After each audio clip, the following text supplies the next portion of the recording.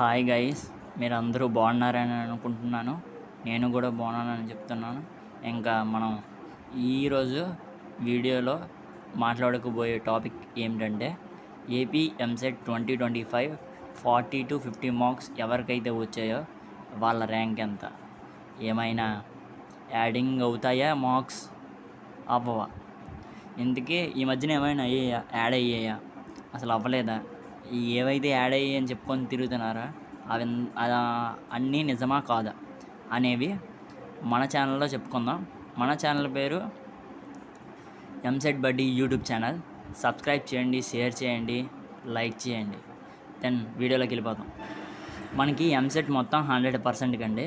ఏదైతే ఇది 100% ఉందో ఆ పేపరు మనం ఫుల్గా IPA marks plus EAMCET marks కలిపి ఆ 75% ఎంసెట్లోన 100 ఏదైతే 100% ఉందో అందులో 75% మీకు 160 క్వశ్చన్స్కి 160 మార్క్స్ వస్తే అప్పుడు మీకు 75% ఈ యొక్క పేపర్లో తీస్తాడు. అండ్ 25 మార్క్స్ ఎలా తీస్తాడంటే ఏదైతే 600 మార్క్స్ ఉన్నాయో అవి మీ ఇంటర్ మార్క్స్ ఉన్నాయి కదా, అవి మీకు అవుట్ ఆఫ్ 550 వచ్చాయనుకో మినిమం 20 to 25 అలా వస్తాయండి. తీసుకొని ఏవైతే ఇవి 75%, ఆ మిగతావి 25% అన్నీ కలిపి ఒక 100% వస్తుంది.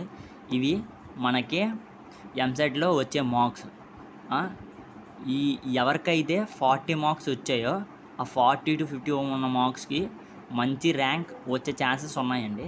ఆ ర్యాంక్ ఏ కేటగిరీలో ఎంత ర్యాంక్ రావచ్చు, ఎలా వచ్చే మనం మాట్లాడుకోగలిగితే మనకి నవంబర్ నార్మలైజేషన్ మార్క్స్ ఒక 2-3 యాడ్ అయ్యాయి.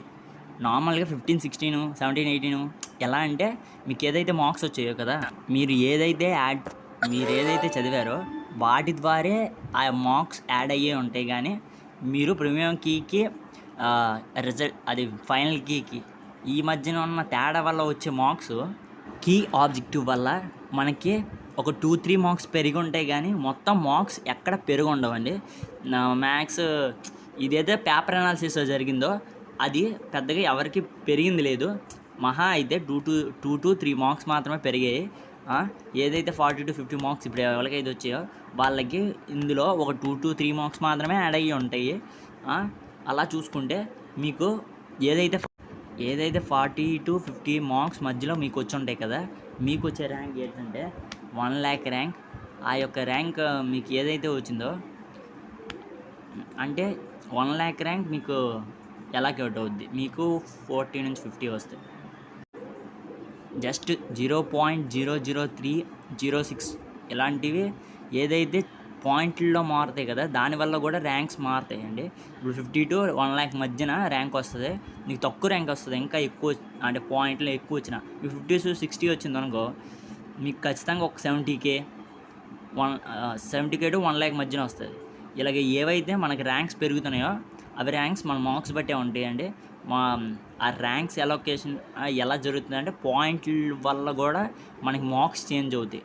అంటే స్టార్టింగ్ నుంచి ఎండింగ్ వరకు మనకు మార్క్స్ ఏంటో వేరేగా మనకు కనబడతాయి. మనం చూసుకున్నట్టయితే ఈ రేంజ్ ఆఫ్ మార్క్స్ వస్తాయి. మనకి ఎప్పుడైతే 30 నుంచి 39 వస్తే 1 lakh అబోవ్ వస్తాయి. అండ్ మనకి 40 నుంచి 50 మార్క్స్ ఎవరికైతే వచ్చాయో వాళ్ళకి 50 నుంచి 1 lakh ఇదైతే అఫీషియల్గా రిలీజ్ చేసిన స్కోర్ ర్యాంక్ అండ్ రేంజ్ అండి.